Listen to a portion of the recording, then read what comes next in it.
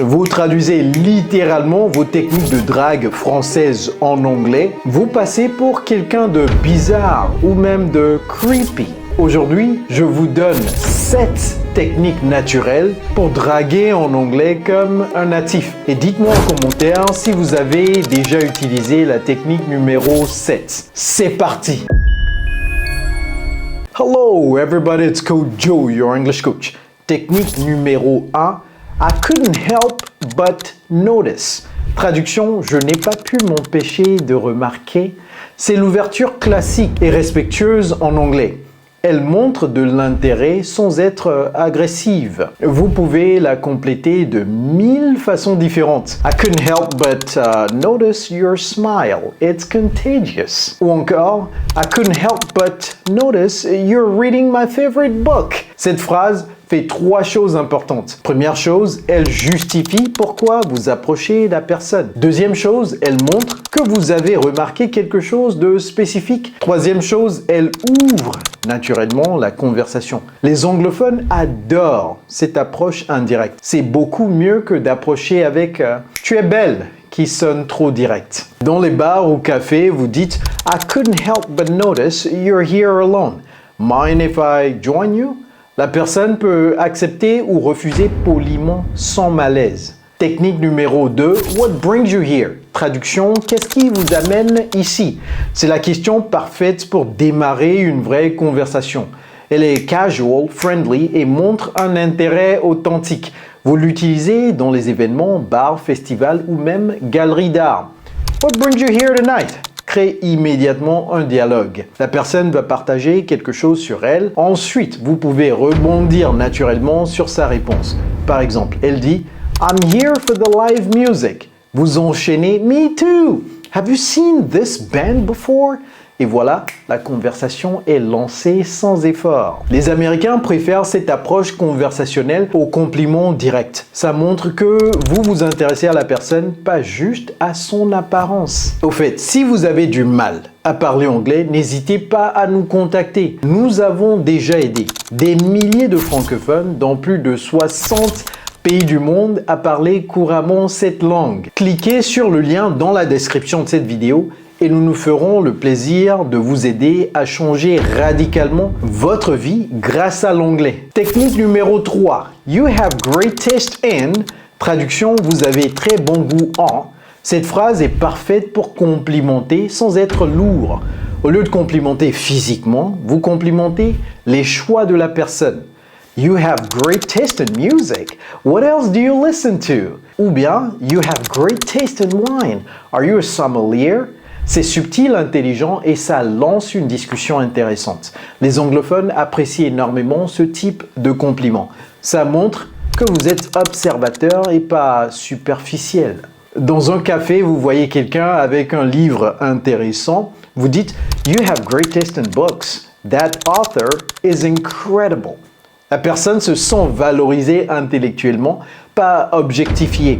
C'est exactement ce qu'on recherche dans le flirt anglophone moderne. Technique numéro 4, Can I buy you a drink? Traduction, je peux vous offrir un verre? Attention, cette phrase marche, mais le timing et le contexte sont cruciaux.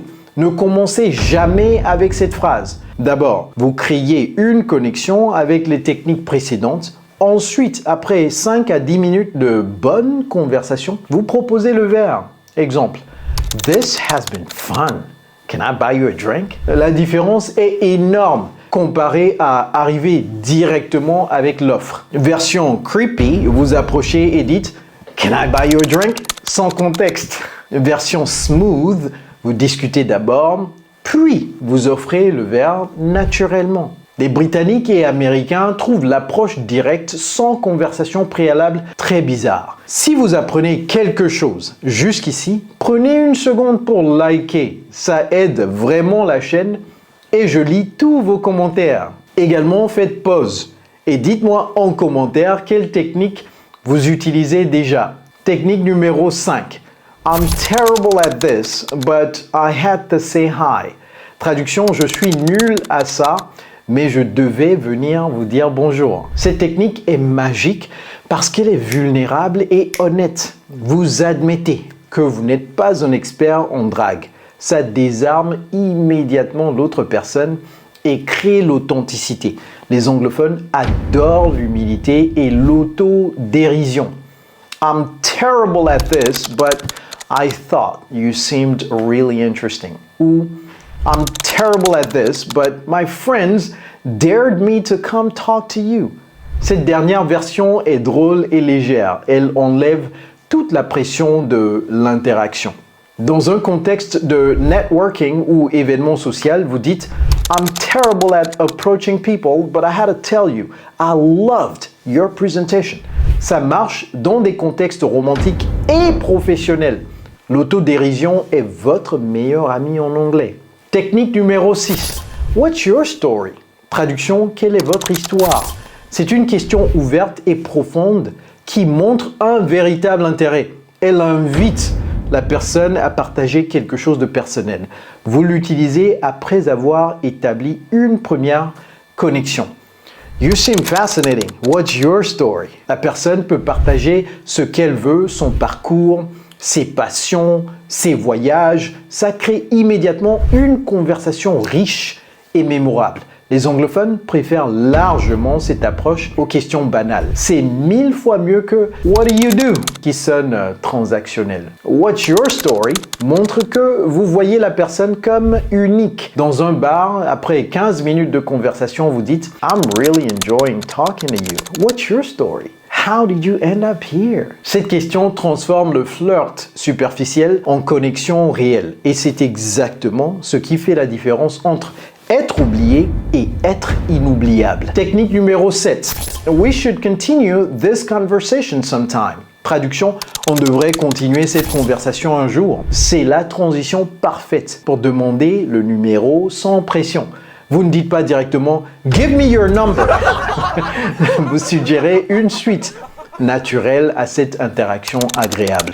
This has been great. We should continue this conversation sometime. La personne va naturellement répondre Yeah, I'd like that. Et vous enchaînez Cool. What's the best way to reach you? Vous pouvez aussi dire We should grab coffee and continue this chat. C'est spécifique, sans pression et ça propose une activité claire.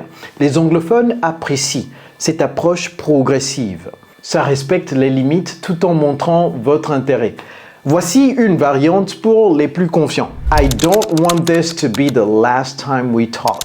Can I get your number? Direct mais charmant parce que vous avez déjà établi une connexion. Maintenant, si vous êtes encore là, vous méritez quelque chose de spécial. Alors voici quelques conseils de pro que même les apprenants avancés ne connaissent pas. Premier conseil, le flirt anglophone repose sur le playfulness, pas sur l'intensité. En France, on peut être direct, intense, presque poétique dans la drague. En anglais, surtout américain, le jeu est léger et taquin. Utilisez l'humour, le sarcasme doux et le teasing gentil. You're way too cool to be talking to me right now, avec un sourire.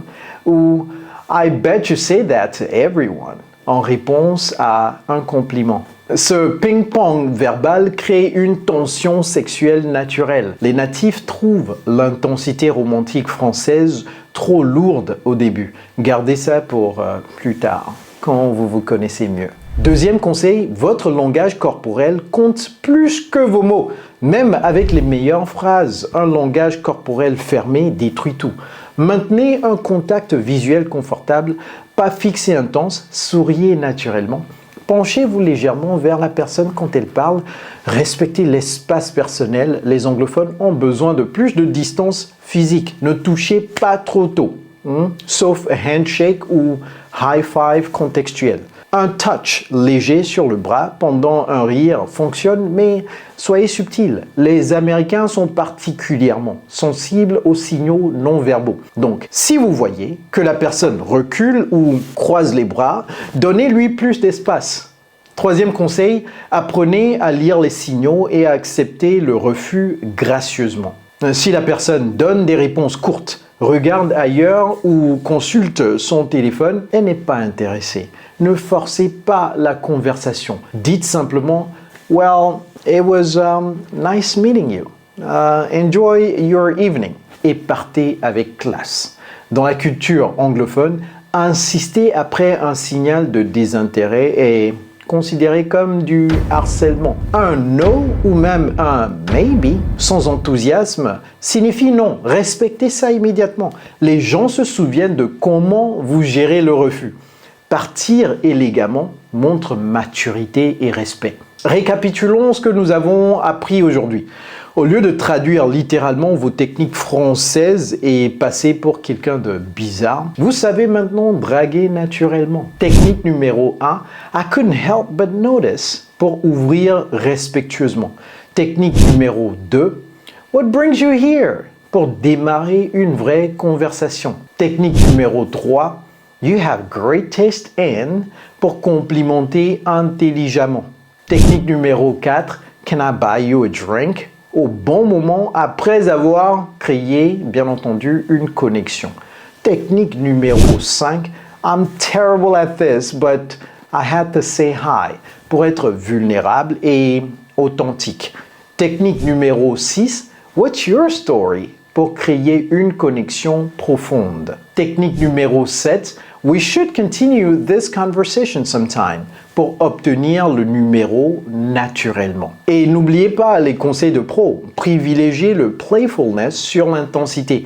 Maîtrisez votre langage corporel et acceptez le refus avec élégance. Vous venez de faire un énorme pas vers un anglais plus naturel et charmant. La prochaine fois que vous voulez approcher quelqu'un en anglais, ces techniques vont transformer vos résultats. Les natifs vont immédiatement remarquer que vous comprenez leur culture. Le secret est maintenant pratiquer avec légèreté et confiance. Dites-moi en commentaire quelle méthode vous allez utiliser la prochaine fois. Si cette vidéo vous a aidé, likez et partagez. Abonnez-vous pour du nouveau contenu chaque semaine qui vous aidera à parler anglais naturellement. Vous connaissez quelqu'un qui galère avec l'anglais? Eh bien, envoyez-lui cette leçon. Et si vous avez aimé cette vidéo, je suis certain que vous allez aussi kiffer celle-là. Alors cliquez ici pour la regarder maintenant. Keep learning, keep growing, keep speaking. It's Coach Joe, your English coach. Take care.